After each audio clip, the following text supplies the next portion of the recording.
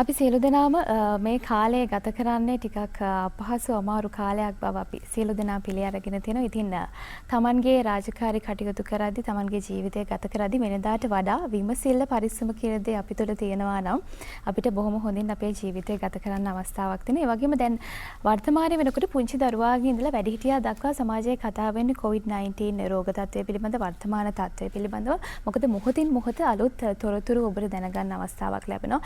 ඒවත් එක්ක ඔබ ඔබේ පරිස්සම් පිළිබඳ සැලකිලිමත් වෙනකොට අපේ ජීවිතේට තියෙන එකම ප්‍රශ්නය මේ වෙනකොට තියෙන ප්‍රශ්නය COVID-19 වසංගතය වුණාට කාලයක් තිස්සේ අපිට තිබුණනේ යම් ලෙඩ රෝග තත්ත්වයන් සහ සමාජමය ගැටලු. ඉතින් මේ කාලය වෙනකොට ටිකක් ඒ දේවල් අපෙන් ගිලිහිලා යනවාද කියලා හිතෙනවා. මොකද අපි එකම කාරණාවක් පිළිබඳ කතා බහ කරගෙන අවධානය යොමු කරගෙන ඉන්න නිසා. ඒ නිසා අපි අද හිතුවා බ්‍රහස්පතින්දා නුගසෙවනේ පළවෙනි පැය ඔබව එකතු කරන්න ලෝක ආඝාත දිනය. එහෙමත් නැත්නම් අංශභාගය කියලා අපි හඳුන්වනවා. ඉතින් අද දවසේට තමයි ලෝක ආඝාත දිනය ඉදලා තියෙන්නේ. අපි ආඝාත දිනය පිළිබඳ කතා කරනවා වගේම වර්තමාන COVID-19 තත්ත්වය පිළිබඳවත් ඒහා එක්කම කතා කරන්න සූදානම් වෙන නිසා අපි මේ පිළිබඳ කතා කරන්න බොහොම ගෞරවයෙන් මැදිරියට කැඳවගත්තා වෛද්‍යවරු දෙපළක්. පිළිගන්නවා මුලින්ම ස්නායු රෝග පිළිබඳ විශේෂඥ වෛද්‍ය පద్මා ගුණසේකර වෛද්‍යතුමිය ආයුබෝවන් ඔබතුමියට. ගුණරත්න. ඒ වගේම ස්නායු රෝග පිළිබඳ විශේෂඥ වෛද්‍ය ගාමිණී පතිරණ වෛද්‍යතුමා ඔබතුමාවත් බොහොම ගෞරවයෙන් පිළිගන්නවා. මම කැමති වෛද්‍යතුමියගෙන් මුලින්ම දැනගන්න අපි කතා කරොත් ආඝාතය කියන්නේ මොකද සහ ලෝක ආඝාත දිනය කියලා දිනයක් වෙන් කරන්නේ ඇයි?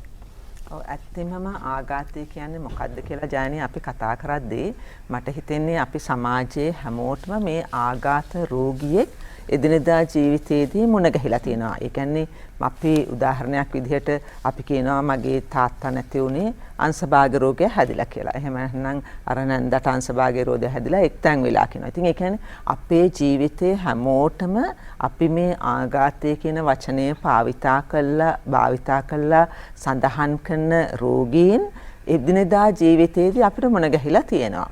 ඒගොල්ලන්ගේ ප්‍රධානම රෝග ලක්ෂණය තමයි අංශභාගය කියන්නේ පැත්තක් පණ නැති වීම කියන මේ රෝගී තත්වය. එතකොට මේ රෝගී තත්වයට දිනයක් නියම කරලා තියෙන්නේ දැන් අපි දන්නවා ලෝකයේ සෑම තැනම හෘදයාබාධ තමයි මරණවලට ප්‍රධානම හේතුව. එතකොට බොහෝ රටවල ආඝාතය තමයි මරණවලට ප්‍රධාන දෙවන හේතුව වෙන්නේ. එහෙම නැත්නම් තුන්වන හේතුව වෙන්නේ බොහෝ රටවල. ඉතින් මේ දෙකම හෘදයාබාධ සහ ආඝාතය කියන මේ රෝග දෙකම රුධිර වාහිනී වල තියෙන බාධාවක් ආශ්‍රිත බවක්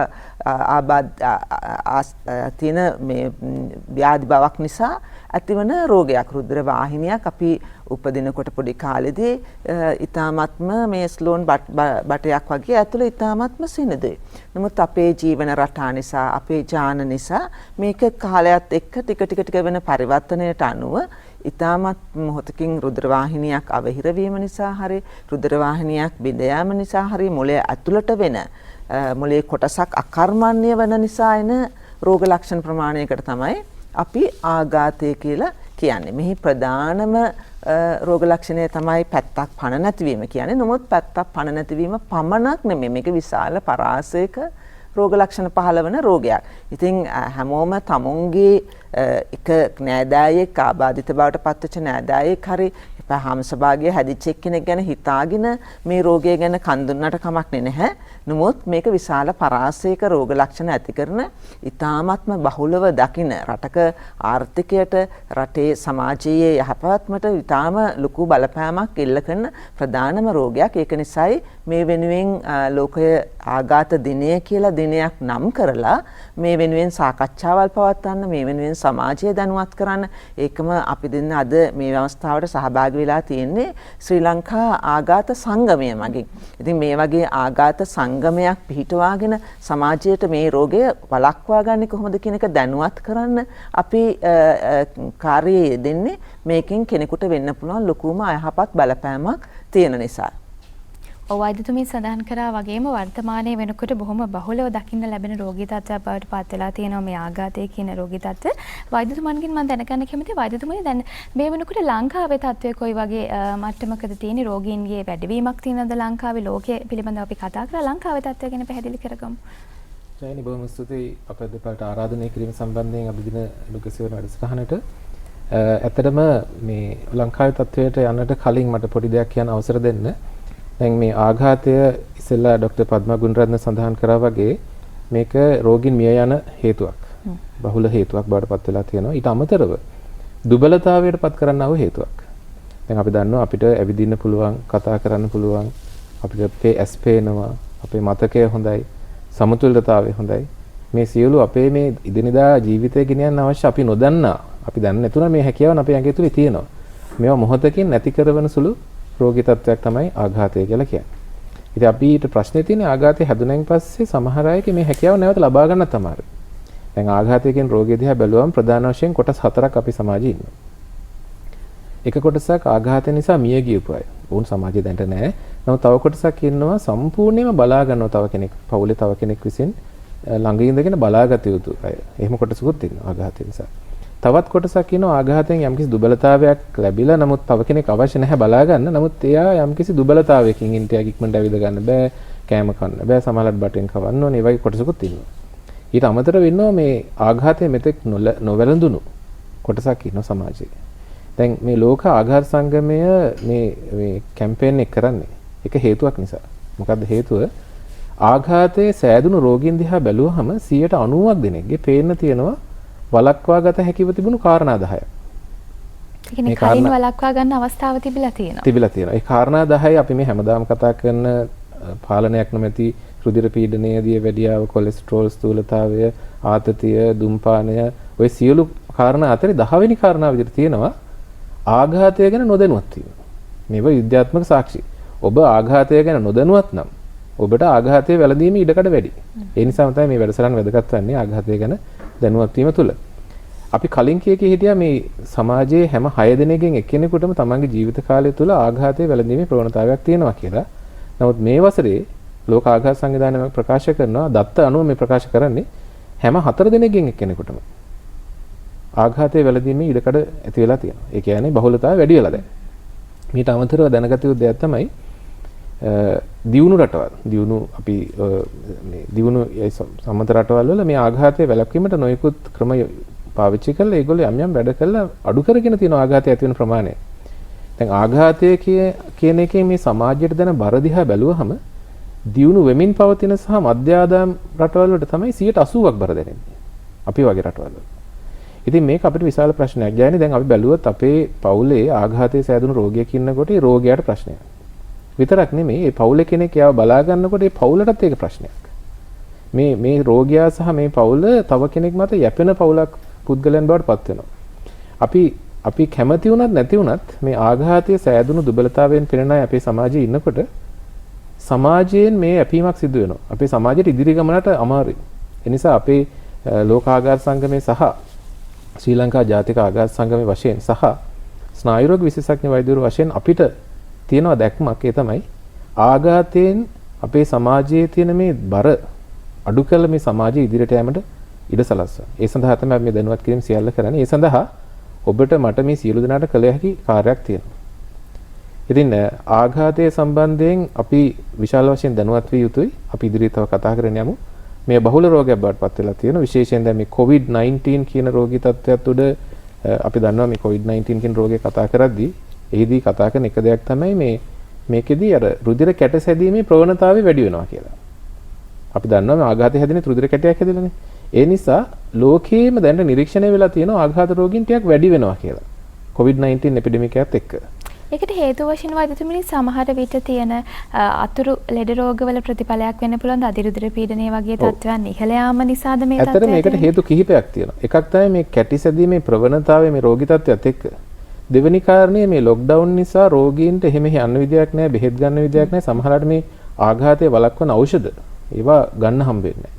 ඒ වගේම තවත් හේතුවක් තියෙනවා ආඝාතයේ සෑදුණු රෝගීන් සමහර වෙලාවට රෝහලට ඉක්මනින් එන්න විදියක් නැහැ ලොක්ඩවුන් හින්දා. රෝහල් වලත් ආඝාතය සම්බන්ධයෙන් මේ වැඩ කරන නිසා සමහරවිට ආඝාත රෝගීන්ට ප්‍රමුඛතාවය ලැබෙන්නේ මේ ආදී වශයෙන් කොරෝනා හින්දා ආඝාතය නිසා ඇතිවන ප්‍රශ්න මේ ආකාරයේ පොඩ්ඩක් වැඩි වෙලා තියෙනවා. ඒක අපි දකිනා දෙයක්. වෛද්‍යතුමනි දැන් අපි ඉන්නේ COVID-19 වසංගත කාලයක. අපි වැඩිපුර කතා කරන්නේ මේ පිළිබඳව අපි පරිස්සම් වෙන්නේ පිළිබඳව. ආඝාතයත් එක්ක COVID COVID-19 වසංගතයේ සම්බන්ධයක් තියෙනවද? දැන් ස්නායු රෝග පැත්තෙන් තමයි ආඝාතය හැදෙන්නේ. අපි මේ පිළිබඳ හැඳින්වීමක් කරමු. ඇත්තම මේක ඉතාමත්ම වැදගත් ප්‍රශ්නයක් මේ අවස්ථාවේදී ජයනී. මොකද අපිට COVID-19 අමතක කළා මොකෙත්ම මේ සාකච්ඡාම සාකච්ඡාවක මේ කාලේ යෙදෙන්න බෑ. ඒතකොට අපි COVID-19 රෝගීන් බැලුවොත් එහෙම මේ රෝගීන්ගේ ඒගොල්ලෝ ජීවිතක්ෂයට පත් වෙනවද ඒගොල්ලෝ ජීවත් වෙනවද කියන එක. ඒ කියන්නේ අසාධ්‍ය තත්වයට පත් වෙනවද නැද්ද කියන එක රඳා පවතින කරුණු කාරණා කීපයක් තියෙනවා. ප්‍රධානම කාරණා තුනක් තියෙනවා. එකක් තමයි ඒ සෑදෙන දැන් අපි දන්නවා කොවිඩ් හැදෙන බොහෝ අයට රෝග ලක්ෂණ නැහැ. අපි ඒක සමාජයේ හැමෝම දන්නවා. තව කට්ටියට පොඩි කැස්ස හෙම්බිරිස්සාවක් හැදෙනවා. තව කොටසකට තමයි නියුමෝනියාව කියන රෝගී තත්ත්වය හැදෙන්නේ.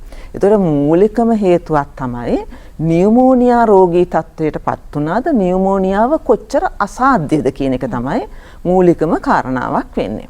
ඒතර මේ නියුමෝනියාව කොච්චර අසාධ්‍යද කියන එක මත අපේ වයස කොච්චරයිද කියන එක මේ ඊගාවට ඒකට අදාළ වෙනවා. වයසට යන්න මේක නියුමෝනියාව රඳන්න අපිට අමාරු වෙනවා.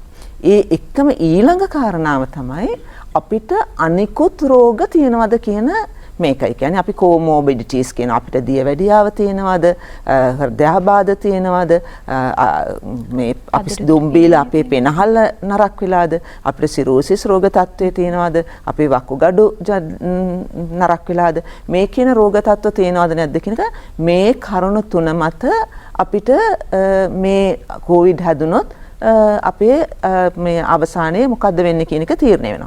ඉතින් අපි කියනවා හුඟ වෙලාවට මේ වයස අයන්ට කොවිඩ් හැදෙනවා වැඩි කියලා. ඒතකොට තරුණ එක්කෙනෙක් දෙන්නේ නෙමෙයි තරුණ අය නැති වුණොත් එහෙම අපේ සමාජයේ කියනවා හුඟ වෙලාවට නෑ මේක තරුණ අයන්ටත් හැදෙනවා කියලා. ඒතකොට අපේ වෛද්‍ය විද්‍යාව අපි හැමදේම කතා කරන්නේ ප්‍රවණතාවය කියන එක මත.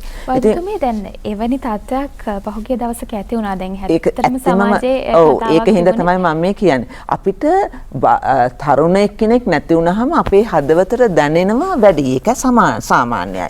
අපිට වයස 19ක ළමයෙක් නැති වුණා. අපේ වයස අවුරුදු 40 ගානක කෙනෙක් නැති වුණා. ඉතින් එතකොට කිසිම තැනක කියවෙන්නේ මේක තරුණායින්ට හොඳයි වැළඳුනාට බය වෙන්න එපා. එහෙම කියලා කියවෙන්නේ නැහැ. තරුණායින්ටත් මේක අසාධ්‍ය වෙන්න පුළුවන්. හැබැයි අපි ප්‍රතිශතයක් විදිහට ගත්තොත් එහෙම වයසායන්ට මේක සෑදෙනවා වැඩි. එතකොට ඒකයි ඇත්තෙමම දියුණු රටවල් දිහා බැලුවොත් එහෙම අපි දැක්කා දියුණු රටවල් වගේ ඇමරිකාව වගේ රටවල් වල බොහෝ අය ජීවිතක්ෂයටපත් වුණා. ඒ පත් වෙන්න හේතුව ඒ රටවල් වල වයසකායන්ගේ ප්‍රතිශතය ඉතාමත්ම වැඩි. ඒගොල්ලෝ වයස කියන්නේ 80 90 70ට එහා අයගේ. ඉතින් ඒ වගේ අයන්ට නියුමෝනියාවක් හැදුනහම ඒගොල්ලන්ට තවදුරටත් රඳන්න අමාරු වෙනවා. එතකොට අපි දැන් ආයිත් මේ ආඝාත කියන தත්ත්වයම සාකච්ඡාව යොමු කරොත් එහෙම දැන් මේ අපි දන්නවා ආඝාතය සෑදීමට අවදානම් සාධක තියෙනවා. දියවැඩියාව, අධිරුධිර පීඩනය, ඒ වගේම මත්පැන්, දුම්බීම, කොලෙස්ටරෝල් මේවා අවදානම් සාධක ආඝාතය සෑදීමට. ඒ එක්කම ඒ වගේම කොවිඩ්නුත් අවදානම් සාධකයක්. කොවිඩ් සෑදීම ආඝාතය සෑදීමට අවදානම් සාධකයි. එතකොට කොවිඩ්නුයි දියවැඩියාවයි ප්‍රෙෂර් කොලෙස්ටරෝල්නුයි ඒවා සේරම આવොත් ඉතාමත් වැඩි ප්‍රවණතාවක් තියෙනවා ආඝාතය සෑදෙන්න. ඒ වගේම පෙන්නලා තියෙනවා මේ තරුණ අය විශේෂයෙන්ම තරුණ අය ආඝාතය එක්ක පමණක්මත් මේක වෙන්න පුළුවන්. මේ මොකද කොවිඩ් කියන රෝගය රුධිර වාහිනී වලට ප්‍රධාන වශයෙන් දෙආකාරයකින් බලපානවා. එකක් රුධිරයේ ඝනත්වය වැඩි වෙලා ඒකින්ද රුධිර කැට ගැහිීමේ ප්‍රවණතාවය වැඩි වෙන්න පුළුවන්. වෛද්‍යතුමිය පුංචි කාරණාවක් එකතු කරගෙන දැන් වැඩිහිටි වයසේ අයට නම් අපි හිතමු නිදාගත රෝග තත්ත්වයන් තියෙන්න පුළුවන් මේ ආඝාතය කියන තත්ත්වයට එන්න. හැබැයි තරුණ කාලේ මොනවද තියෙන දැන් තරුණ කාලයේදී ඒ ආසාදනයේ අසාධ්‍ය තත්ත්වයේ මතම වෙන මුකුත් කාරණා තියෙන්න ඕනේ නැහැ. දුම්බීම නැතුව මත්පැන් නැතුව රුධිර වැඩියාව නැතුව තරුණ අයින්ට මේ රෝගයේ තියෙන අසාධ්‍ය මත පමණක්ම ඒගොල්ලන්ගේ රුධිරයේ ඝනත්වය වැඩි වීම නිසා රුධිර කැටකැසිලා ආඝාත රෝගයක් විදිහටමත් සමාජයේ ඒගොල්ලෝ මේ දැන් අපි දන්නවනේ කොවිඩ් හැදෙන අවස්ථාවක් වෙන පික්නික් වෙලාව මතක් කරගෙන එනවා. අපි කතා කරමින් හිටියේ මේ තරුණයින්ට කොහොමද ආඝාතයේ බලපෑම සිද්ධ වෙන්නේ කියලා අපි කතා කරමු. එතකොට දැන් ආඝාතය මේ අපගේ ඇඟේ පද්ධති වලට රුධිර වාහිනී පද්ධතියට විශේෂයෙන්ම දෙආකාරයකට බලපෑම් මෙල්ල කරන්න පුළුවන්. ආඝාතය නෙමෙයි කොවිඩ් ආසාදනය. එතකොට එකක් රුධිරයේ ඝනත්වය වැඩි වෙලා රුධිරයේ එතකොට ඝනත්වය වැඩි වෙනකොට ගලා යෑමේ හැකියාව අඩු වෙනවා. එතකොට කැටි ගැහෙනවා. ඒක නිසා මොළයේ රුධිර වාහිනී කැට ගැසීම නිසා ආඝාතය වගේම හෘදයාබාධත්. ඒ කියන්නේ හෘදේ වස්තු යන රුධිර වාහිනී කැට ගැසීම නිසා හෘදයාබාධත් කියන මේ දෙකටම මේගොල්ලෝ වැඩි ප්‍රමාණතාවයක් දක්වන්න පුළුවන් අසාධ්‍ය රෝගීන්. ඒ වගේම අනිකුත් එක තමයි මේ වෛරස් ආසාදනය නිසාම රුධිර වාහිනියේ බිත්ති මේ ඉදිමීම සහ ඒ ආසාදිත තත්ත්වයටපත් වීම නිසා මේ රුධිර වාහිනිය තුල රුධිර කැට ගැසීමක් වෙන්න පුළුවන්. ඉතින් සමහර වෙලාවල් වලට මේ ආඝාත රෝගීන්ට ඒගොල්ලන්ට ජීවිතක්ෂයටපත් වෙන ප්‍රධානම හේතුව තමයි ගිලින්න බැරි වෙලා මේ නියුමෝනියාව තත්ත්වයක් ඇතිවීම. ඉතින් එතකොට තරුණ වයසේ එක්කෙනෙකුට මේ ආඝාත රෝගිය විදිහට අපිට රෝගියා මේ මතුවෙලා අපිට ඒ විදිහට රෝගියා ඉදිරිපත් වෙලා ඊට පස්සේ අපිට ඒක අඳුරා ගැනීමේ අපහසුතාවයක් වෙන්න පුළුවන්. මේක නියුමෝනියා තත්ත්වයක්ද මේ කොවිඩ් නිසා ආපු නියුමෝනියා තත්ත්වයක්ද රෝගියට ගිලින්න බැරි නිසා ආපු නියුමෝනියා තත්ත්වයක්ද කියලා. විශේෂයෙන්ම අසාධ්‍ය රෝගීන්ට. ඉතින් මේ රෝගීන්ගේ අපි වැඩියෙන්ම මේ රෝගිය තියෙන්න පුළුවන් කියලා සැක කළා කොවිඩ් වලට චෙක් කරලම ඒ කොවිඩ් කියන රෝගී තත්ත්වය අඳුර ගන්න ඕන. ඉතින් ඇත්තෙමම කොවිඩ් කියන එක මේ අවස්ථාවේදී ඉතාමත්ම වැදගත් කාරණයක් අපි අවධානය දීලා අපි තමුන් තනියෙන් මේක වළක්වා ගැනීමට උත්සාහ කිරීම. මොකද මේකෙන් එන බලපෑම් ඉතාමත්ම භයානක නිසා. වෛද්‍යතුමේ පැහැදිලිව සඳහන් කරන්නේ ඔබ කොවිඩ් වසංගතයෙන් ආරක්ෂා වෙනවා වගේම ඔබට යම්කිසි වෙනත් රෝගී තත්ත්වයන් තියෙනවා නම් ඒ පිළිබඳවත් වෙනදාට වැඩි සැලකිලිමත් වීම බොහොම වටිනවා කියන කාරණාව. වෛද්‍යතුමනි දැන් ඔබතුමන් මුලදී සඳහන් කරා දැන් මේ ආඝාතය කියන රෝග තත්ත්වය පිළිබඳ අපේ රටේ ජනතාව බොහොම දැනුවත් වීම හරි අඩුයි. අපි කොහොමද මේක දැනුවත් කරන්නේ සහ දැන් පෙර සූදානම් කියන දේ බොහොම වැදගත් ඕනම කාරණාවකදී. දැන් ඉස්සරහටත් මේ වගේ ප්‍රවණතාවය වැඩි වෙන්න පුළුවන් අපේ ලංකාවේ. අපි කොහොමද ඕනු දැනුවත් කරන්නේ පෙර සූදානමක් හැටියට පරිස්සම් වීම? ඔව් ජයනී ඇත්තටම මේ කොවිඩ් ගැන අපි ගොඩක් කතා කරනවා මේ දවස්වල. මම හිතන්නේ මේ ප්‍රේක්ෂකයන්ට අහගෙන ඉඳලා සමහරලාට මේක දැන් සමහරට බය වෙනවා ඇති සමහර අය. මේ ගැන අපි දන්නේ එක එක විදිහට මේවට ප්‍රතිචාර දක්වනවා. ඉතින් අපි දැකලා තියෙනවා අද ලංකාවේ තත්ත්වය ඊතරම්ම නරකට තිබුණේ නැහැ. මෑතක් වෙනතුරු දැනට පොඩි ප්‍රශ්නයක් තියෙනවා. තනින් තන වැඩියෙන් පැතිරෙනවා කියලා. ඉතින් අපි දන්නවා මේ COVID-19 කියන වෛරසය SARS-CoV-2 කියන වෛරසය ඇත්තට මේ වෛරසයට අවශ්‍යතාවයක් නැහැ මිනිස්සුන්ව මරන්න. මේ වෛරසයේ පැවැත්ම තියෙන මිනිසුන් මැරුණොත් නෙමෙයි. අපි හිතුව මේ රෝගය වෛරසය ඇතුළෙන් සියලුම රෝගීන් මිය යන පටන් ගත්තොත් වෛරසයට පැවැත්මක් නැහැ. ඉතින් ඇත්තටම වෛරසයට අවශ්‍ය වන්නේ අපේ ශරීරය තුළට ඇතුල් වෙලා ඒගොල්ලන්ගේ ගුණණය ඇති කරගෙන වෛරස් සංඛ්‍යාව වැඩි කරගෙන ඒ වෛරසය අපේ කැස්සක් මගින් බිඳිති මගින් තවත් පුද්ගලයෙකුට ඇතුල් කරලා එයාගේ ඇතුළෙත් මේ සංඛ්‍යාව වැඩි කරව පැවැත්මක් හදාගන්න. ඒක තමයි අවශ්‍යතාවය තියෙන්නේ. එතන අපිට අවශ්‍ය නම් මේ වෛරස් එකෙන් බේරෙන්න අවශ්‍ය නම් අපිට හොඳටම පුළුවන්. මොකද මේක අපේ ශරීරය ඇතුළේම ක්‍රම කිහිපයක්නේ තියෙන්නේ. අපි මේ වෛරසය එළියට දාන රෝගියෙක්ගේ ළඟ හිටියොත් ඔහු කතා කරන දෙයට මාස්ක් එකක් දාන්න නැතුව අපි ළඟ ඉන්නවා නම් සමහරලාට මේ දැන් ඇත්තටම කියලා තියෙනවා මේ ඩ්‍රොප්ලට්ස් සහ එරසෝල් කියන දෙකටම එන්න පුළුවන් කියලා තියෙනවා. ඉතින් ඩ්‍රොප්ලට්ස් කියන්නේ එරසෝල් කියන එකේ දෙක වෙනස් තියෙන සයිස් එක. මේ ඔක්කොම ජල බිඳු වගේ පුංචි පාටිකල්ස් නේ. ඒතර මේ සයිස් එකේ වෙනසක් විතරයි තියෙන්නේ. එතකොට එකක් මයික්‍රෝන් 5කට වඩා වැඩි වුණාම ඩ්‍රොප්ලට්ස් කියනවා. ඊට වඩා අඩු නම් එරසෝල් කියලා කියනවා. ඒකම දේ ඩ්‍රොප්ලට් කියන එක අර ටිකක් සයිස් එකෙන් ලොකු වෙනද ගොඩක් වෙලා තියෙන්නේ නැහැ වාතයේ බිමට වැටෙනවා. එහෙනම් ඒකෙන් ට්‍රාන්ස්මිෂන් එන්න මීටරයක් ඇතුළත හිටියොත් විතරයි ඒකෙන් ට්‍රාන්ස්මිෂන් එකක් ඇවිල්ලා අපේ මේ හුස්ම ගන්න පැති වලට ඇතුල් වෙන්න පුළුවන්කම තියෙනවා. සහ මේ මතයක් තියෙන වෛද්‍යතුමනි දැන් මේ කොවිඩ් මේ අවස්ථාවේ තියෙන වසංගත තත්ත්වයේ මේ ස්ට්‍රෙන්ත් එක වැඩි ඝනත්වය වැඩි කියලා රෝගියාගේ ළඟ හිටියොත් තමයි මේ සියලු ප්‍රශ්න එන්නේ. ඉතින් ඒ රෝගියාගේ පරිසරයේ විතරයි මේ වෛරසය පවතින්න පුළුවන්. ඉතින් වෙන තැනක තියෙන විදියක් නැහැ. එහෙ තව කොහේරි ගෑවිලා තිබුණොත් තවත් අපිට එන්න පුළුවන් ක්‍රමයක් තියෙනවා. අපි මේ අතින් නිතරම අපි නාසය සහ ඇස් අල්ලනවනේ. කට එහෙම ඉතින් ඇල්ලුවොත් ඒ තැන් වලින් ඇතුල් වෙන්න පුළුවන්. මොකද වෛරසය ඇතුල් වීම සඳහා අපේ සෛලයේ තියෙනවා මේ රිසෙප්ටර් එකක්. ACE2 කියලා. ඒ රිසෙප්ටර් එක පවතින්නේ මේ තැන්වල. ඉතින් දැන් සමහර අයට අතරම මේ කොවිඩ් ප්‍රශ්නේ වැඩිපුර බලපාලා මිය යන අය ඉන්නවා. තවත් අයට එහෙම නොවන අයත් ඉන්නවා. ඇයි මෙහෙම දෙවිදියකට එන්නේ කියන එකත් ප්‍රශ්නයක් නේ. සමහර අයට ඇයි මෙහෙම බරපතල ලෙස එන්නත් තවත් කෙනෙක් බරපතල නොවන්නත් ඒක ඇත්තටම හේතුව වෛරස් ලෝඩ් එක. දැන් අපි හිතමු අපි තව කෙනෙක් ළඟට යනකොට එයාගෙන් අපේ ශරීරය ඇතුළේ වෛරස් ලෝඩ් එක වැදගත්. දැන් ඔබ රෝගියෙක් නම් මම ඔබ ළඟට ගියාම මට යම්කිසි ලෝඩ් එකක් එනවා. ඊට පස්සේ තවත් රෝගියෙක් හම්බුනොත් එයාගෙන් තව ටිකක් එනවා. ඔහොම මගේ මේ රෙස්පිරේටරි සිස්ටම් එකට ඇතුළේ ලෝඩ් එක වැඩි වුණොත් ඒතර ප්‍රශ්නයක් වෙනවා. අනිත් එක මෙය ප්‍රශ්නේ ඇති කරන්නේ ඇත්තටම මේ අපේ පෙනහලේ තියෙනවා මේ අර ගර්ත කියලා. ඇල්වියලයි කියලා කියන්නේ. එතන තමයි ඔක්සිජනේෂන් එක සිදුවන්නේ.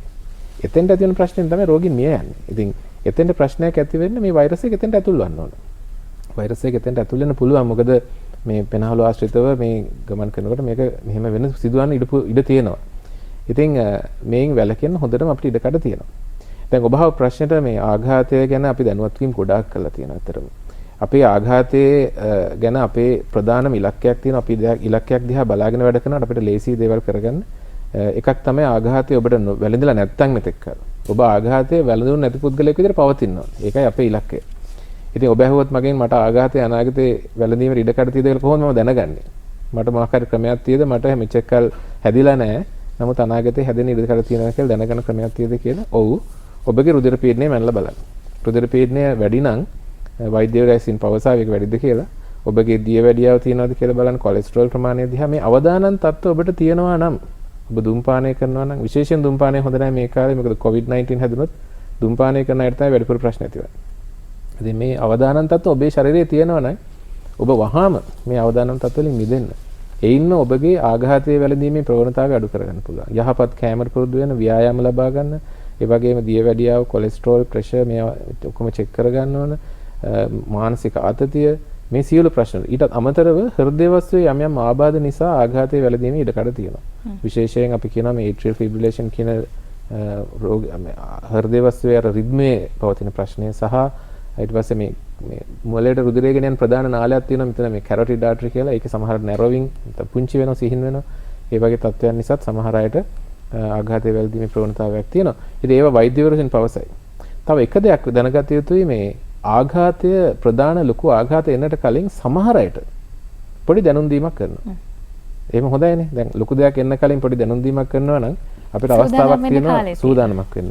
ඒ දැනුම් දීම සමහර අය ගන්නෙ නැහැ. මොකද්ද මේ දැනුම් දීම? මේකට තමයි කියන්නේ සුළු ආඝාත තත්ත්වය. නැත්තම් වෛද්‍ය විද්‍යාව කියන transient ischemic attack.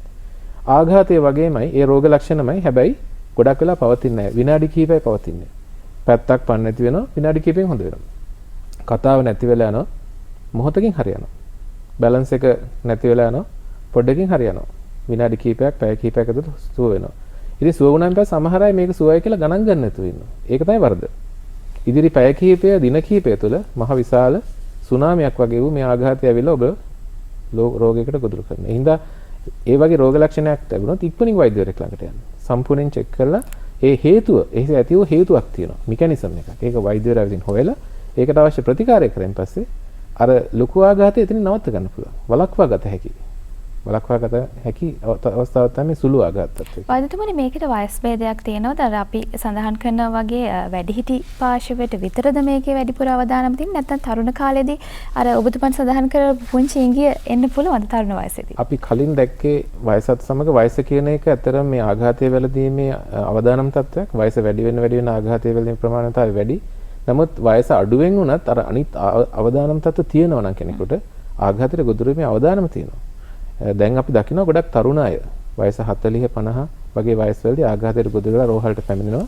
ඒ වගේම ඔබ දැනගන්න ආඝාතයේ මූලික තත්ත්වය වෙන අර ડોක්ටර් පද්මගුණන් සඳහන් කරපු අර ඇතරොස්ක්ලෙරෝසිස් එහෙම නැත්නම් අර අපේ රුධිර ධමනි ඇතුලේ සුමට බව නැති වෙලා තෙල් තැම්පත් වෙලා මේ සිදුවන ක්‍රියාදාමය පටන් ගන්නේ බොහොම තරුණ වයසේදී. වයස 20 දී 30 දී.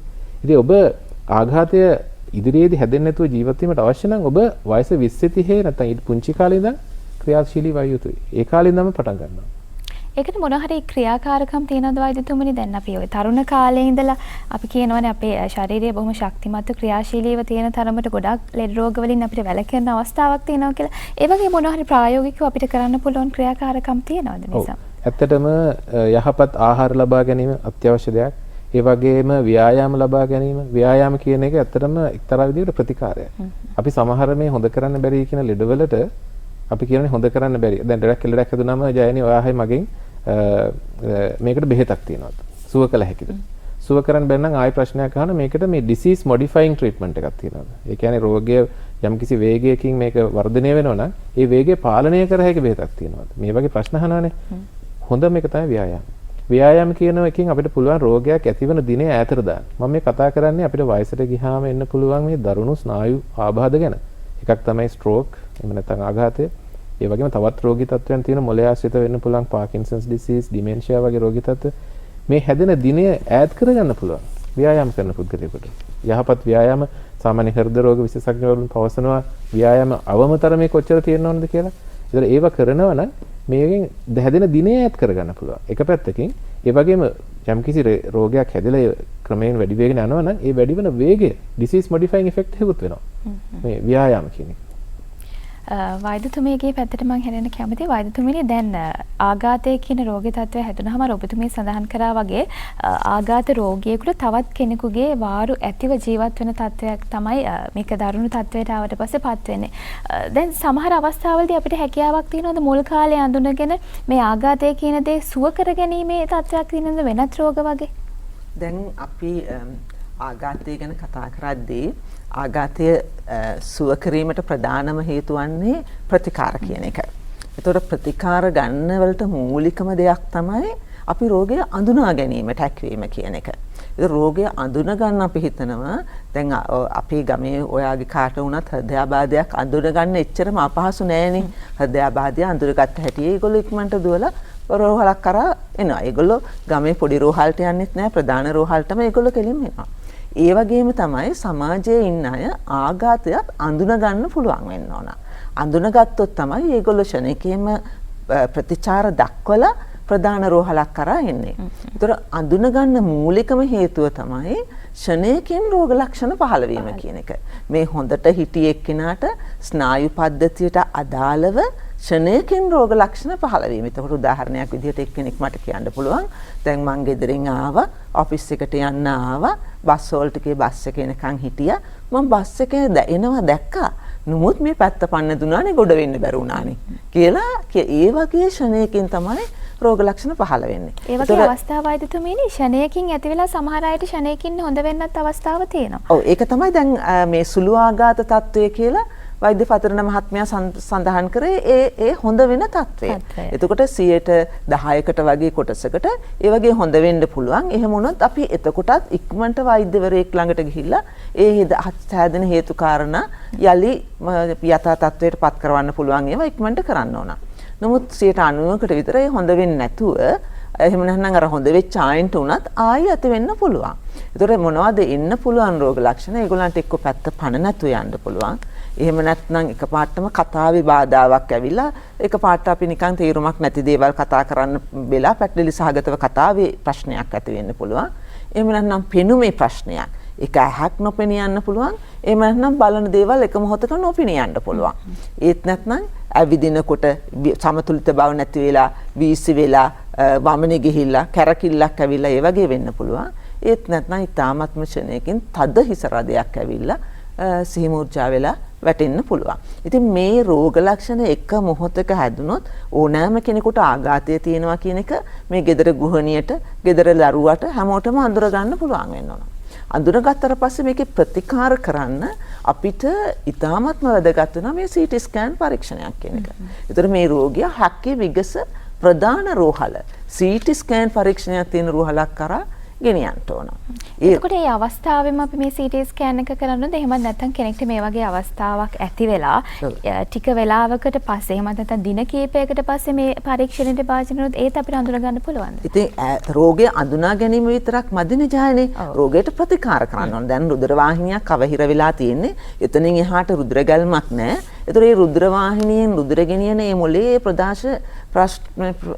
ඒ ප්‍රදේශය අකර්මණ්‍ය වෙලා තියෙන්නේ. අපි ඉක්මනට මේ රුධිර කැටය දිය කරොත් ඉක්මනට රුධිරය යලි ගලන්න සලස්සුවොත් මේ කොටස යලි යථා තත්ත්වයටපත් වෙනවා. ඒතර ඒ ගලන්න සලස්වන්න ඕනේ අපි පැය 4:00මාරක් වගේ ඉතාමත්ම කෙටි කාලයක් ඇතුළත. ඒතර ඒකට අපි ළඟ තියෙනවා ඉතාමත් මිල අධික එන්නතක් රෝහල් වල. එතකොට ඒක නිසා මේ රෝගීන් ඉතාමත්ම ශනේකින් රෝහල් වලට ගෙනල්ලා ප්‍රධාන රෝහල් වලට ගෙනල්ලා මේ CT ස්කෑන් පරීක්ෂණයට භාජනය කළා මේ එන්නත ලබාගත හැකිද කියන එකට ලොකු උනන්දුවක් රෝගීන් දක්වන්න ඕන. මොකද මේ එන්නත මේ රෝහල් ප්‍රධාන රෝහල් වල කොළඹ දකුණ රෝහල, ශ්‍රී ලංකා ජාතික රෝහල, ශ්‍රී ජයවර්ධනපුර රෝහල මේ ප්‍රධාන රෝහල් වල මේ එන්නත පහුගිය අවුරුදු 12ක් පුරා විතර තියෙනවා. ඒ කියන්නේ ඒනට දැනුවත් වීම අඩුයි. දැනුවත් වීම අඩුයි. ඒගොල්ලෝ ශනේකින්ම කාලය ඇතුළත එනවා අඩුයි රෝහල් වලට. ඉතින් ඒගොල්ලෝ එන්න ඕන. එතකොට අපි එන්නත දුන්නොත් එහෙම අපි ඉක්මනටම මේ රෝගියාගේ අර රුධිර කැටේ දිය කළා ඉවර වෙලා මේ ඉක්මනට මේ රෝගය යලි යථා තත්ත්වයට පත් කරොත් ආබාධිත බව නැහැ. සම්පූර්ණයෙන්ම සුව වෙනවා. ඉතින් මේ ආඝාත රෝගීන්ට අපි හරියටම ප්‍රතිකාර කරනවා නම් මේ රෝගීන්ගෙන් ඇත්තම මුකුත් කරන්න බැරුව 10% විතර ජීවිතක්ෂයට පත් වෙනවා. නමුත් 60%ක්ම අපි එක්ක සම්පූර්ණයෙන්ම සුව කරනවා.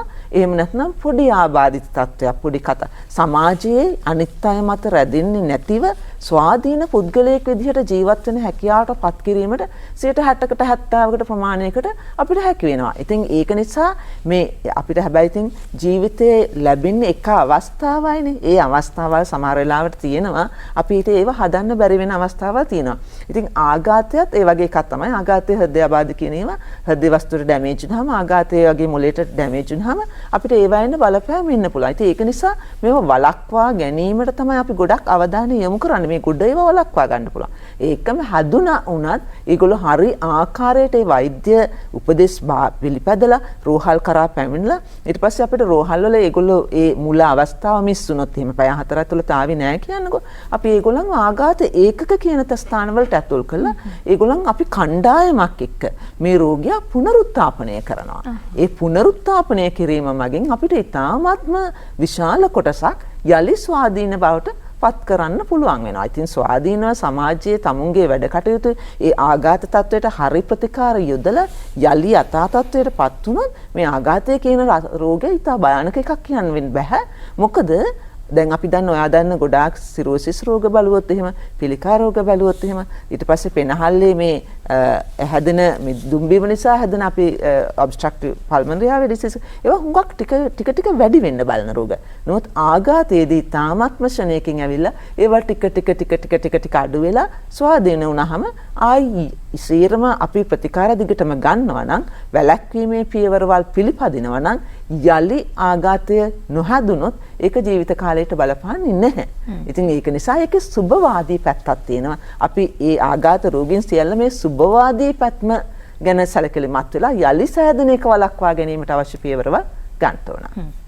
හිතලා බලන්න ඔබේ දැනුවත්භාවය කොයිතරම් අඩු මට්ටමකද තිබිලා තියෙන්නේ මේ ආඝාත රෝගය සම්බන්ධයෙන් කියලා. මොකද ඔබට මේ තරම් පහසුකම් සලසා තියෙද්දී ඔබට මේ පහසුකම් ලබා ගන්න හරි දැනුවත් වීමයි අවශ්‍ය වෙන්නේ. වෛද්‍යතුමනි දැන් ඔබතුමන් සඳහන් කරා මේ ආඝාත සංගමයේ ඒ තුලිනුත් බොහෝ කාර්යයන් සිද්ධ වෙනවා. ඒ වගේම අපි මතක් කරොත් රජයේ රෝහල් වලින් මේ සඳහා දායකත්වයක් ලබා දෙන්න කොහොමද යොමු වෙන්න ඕනේ කියන කාරණා ටික අපි පැහැදිලි කරමු. ඔව් අතරම දැන් මේ ආඝාතයෙන් තියෙන ප්‍රශ්න දෙක එකක් අපි මිය යන්න පුළුවන් ආඝාතයෙන් අනිත් එක අපි දුබලතාවයට පත් වෙන්න පුළුවන්. ඉතින් අපිට අපේ අවශ්‍යතාවයේ තියෙන මේ දෙකම වළක්වා ගැනීම. ඒ නිසා තමයි මේ ආඝාතය ගැන අපි කතා කරන්නේ. ඒ සඳහා පළමු අවස්ථාව තියෙන ඔබ මෙතෙක් ආඝාතයේ වැළඳිලා නැත්නම් ඔබ ඒට තියෙන අවදානම් තත්ත්වයන් වලින් මිදෙන්න කියන එක. දෙවනුවට අපිට අවස්ථාවක් තියෙනවා ජයනි ඔබ කතා කරපු විදිහට අර ආඝාතයේ සෑදුණු ගමන්ම ඉක්මනින් රෝහලකට පැමිණෙන්න. දැන් අතීතයේ ආඝාතයට ඉක්මන් ප්‍රතිකාර තිබුණේ නැහැ. 1995ට කලින් ආඝාතයට ඉක්මන් ප්‍රතිකාර තිබුණේ නැහැ. පළවෙනිම විද්‍යාත්මක සාක්ෂියක් එනවා 1995 ආඝාතයට අර මැඩම් සඳහන් කරපු එන්නත තියනවා කියලා. ඒකෙන් අපිට යම්කිසි ප්‍රතිශතයක් සුව වෙන බව අපි දන්නවා. දැන් අපි දැනගන්න ඕනේ මේ ඉක්මනින් රෝහලට එන්න කියලා කිව්වට ඒ සියලු දෙනාම සුදුසු වන්නේ නැහැ මේ එන්නතට. සමහර අයට වෛද්‍යවරු පරීක්ෂා කරලා බලලා තීරණය කරනවා දෙන්න බෑ කියලා සමහර අයට නොයෙකුත් කාරණා නිසා. නමුත් ඉක්මනින් පැමිණීම අත්‍යවශ්‍යයි. ඔබ ආඝාතය ගෙදරදී ඉක්මනින් අඳුනාගෙන ඉක්මනින් ළඟම තියෙන රෝහලට පැමිණෙන්න කියන ඉල්ලීම අපි කරනවා. මොකද එතකොට අපිට අර එන්නත ලබා දීම මගින් අර රුධිර කැටිය දිය කිරීම නිසා අර ඉදිරියේදී දුබලතාවයෙන් සිටින තිබිච්ච මනුෂ්‍යව දුබලතාවයේ අඩු මට්ටමකට ගන්න පුළුවන්. ඒ එන්නත මගින්. ඒ නිසා ඒක ඉක්මනින් දෙන තරමට හොඳයි. මොකද ඉක්මනින් දේම තුර අපි අර මොලේ සෛල ගොඩක් බේර ගන්නවා. මේ යාමට ඉඩ නොදී. ඒ නිසා ඒ හැකියාව තියෙන්නේ. ඒ වගේම දැන් සමම කියන සමහර කොටසක් සුදුසු වන්නේ නැහැ කියලා මෙවන් ඉක්මන් ප්‍රතිකාර ඉක්මනින් එන්න. මොකද එන්නත නොදුන්නත් අපි තවත් ප්‍රතිකාර තියෙනවා මේ සඳහා ලබා දෙන. ඉතින් එහෙම සුදුසු නැති කියලා හිතන අයටත් තවත් ප්‍රතිකාර වර්ග තියෙනවා. දැන් ඒ අතරේ ප්‍රධානම දෙයක් තමයි මේ පුනරුත්ථාපනය කියන එක. පුනරුත්ථාපනය කියලා කියන්නේ මගේ නැතිවෙච්ච හැකියාව නැවත ලබා ගැනීමට යොදවන ක්‍රමවේදයක්. මේ සඳහා ව්‍යායාම කරන චිකිත්සක ක්‍රම මේ සඳහා කණ්ඩායමක් ඉන්නවා. මේ හොඳින්ම සිදුවන්නේ ආඝාත ඒකක තුල. ආඝාත ඒකක කියන වචනයත් ඉතාම වැදගත් වචනයක්. මොකද මේ අපි අහලා තියෙනවානේ මේ හෘද ඒකක එහෙම නැත්නම් දැඩි සත්කාර ඒකක මේ වගේ දේවල් අපි ගොඩක් අහලා තියෙනවා. ඒව හරි වියදම් අධික ඒකක. අපි හිතුවොත් දැඩි සත්කාර ඒකකයක් හදන්න ඕනේ කියලා රෝහලක වියදම් අධික ඒකකයක් ඒක. නමුත් මේ ආඝාත ඒකක කියලා කියන්නේ වියදම් අධික ඒකකයක් නෙමෙයි. එහිදී කරන්නේ අපි ආඝාතයේ සෑදුණු රෝගීන් රෝහලට පැමිණෙන සියලු ආඝාතයේ සෑදුණු රෝගීන් එක තැනකට එකතු කරනවා. එතනදී ඒ රෝගීන් බලාගන්න එකම ડોක්ටර්ස්ලා ටිකක් එකම තෙරපිස්ලා සංඛ්‍යාවක් ඒ රෝගීන් පමණයි. ඒ ආඝාත රෝගීන් පමණයි ඒගොල්ලන් බලාගන්නේ. මෙසේ කිරීම තුළ මේ ආඝාත රෝගීන් ඉහළම තත්වයකට ගන්න පුළුවන් කියලා විද්‍යාත්මකව ඔප්පු කරලා තියෙනවා. ඒ නිසා අපි විද්‍යාත්මක දැනුමක් අපිට ලැබෙනවා නම් ජයනේ අපේ රෝහල් වල මේවා පාවිච්චි කරන්න ඕන රෝගීන් දිනුව සඳහා. ඒ නිසා ඇතරම ડોક્ટર පද්මා ගුණරත්නගේ මූලිකත්වයෙන් ආඝාත ඒකකයක් මුලින්ම ඇතරම ඈත අතීතයේ ડોક્ટર උදේ රණවක සහ මේ ගොඩක් ස්නායු රෝග විශේෂඥ වෛද්‍යවරුන් උනන්දු නිසා ආඝාත ඒකකයක් පිහිටුණා ජාතික රෝහලේ. මැඩම් විශාල කාලයක් ඒකට සෑහෙන කන්ට්‍රිබියුෂන් එකක් දීලා තියෙනවා. ආඝාත ඒකකයක් පවතිනවා ජාතික රෝහලේ. සහ ලංකාවේ නොයෙකුත් ප්‍රදේශවල රෝහලවල ආඝාත ඒකක දැනට පවතිනවා. එහෙම ආඝාත ඒකකට යොමු වීම තුළ ඔබට උපරිම දියුණුවක් කරා යන්න පුළුවන්. වෛද්‍යමන් සඳහන් කරන්නේ ඔබේ නිසි දැනුවත් වීම, ඔබේ යොමු වීම කියන කාරණාත් එක්ක මේ ආඝාත රෝගයෙන් බොහොම ඉක්මනින් වැළකෙන සහ දීර්ඝකාලීනව ඔබට හොඳ ස්ථාවරත්වයකින් Tamanගේ ජීවිතය පවත්වාගෙන යන අවස්ථාවක් තියෙන බව. ඉතින් අද අපි කතා කරේ ලෝක ආඝාත දිනය සහ වර්තමාන කොවිඩ් තත්ත්වයත් එක්ක කොහොමද මේ ආඝාතය සම්බන්ධ වෙන්නේ කියන කාරණා පිළිබඳව බොහොම කාලීන වැදගත් කතා බහක් ඔබට ලැබෙන්න ඇති කියලා අපි විශ්වාස කරනවා. එහෙමනම් මේ කතා බහ අවසන් කරන්නයි අපේ සූදානම. බෙහෙවින් ස්තුතිවන්ත වෙනවා ස්නායු රෝග පිළිබඳ විශේෂඥ වෛද්‍ය පද්මා ගුණරත්න වෛද්‍යතුමිය, ඒ වගේම ස්නායු රෝග පිළිබඳ විශේෂඥ වෛද්‍ය ගාමිණී පතිරණ වෛද්‍යතුමාට ආයුබෝවන් ඔබ දෙපළටම. ආයුබෝවන්. අපි බ්‍රහස්පතින්දා නුගසෙවණෙන් විරාමයක් ලබා ගන්න. විරාමයෙන් පස්සේ නැවතත් ඔබ මුණ ගැහෙනවා.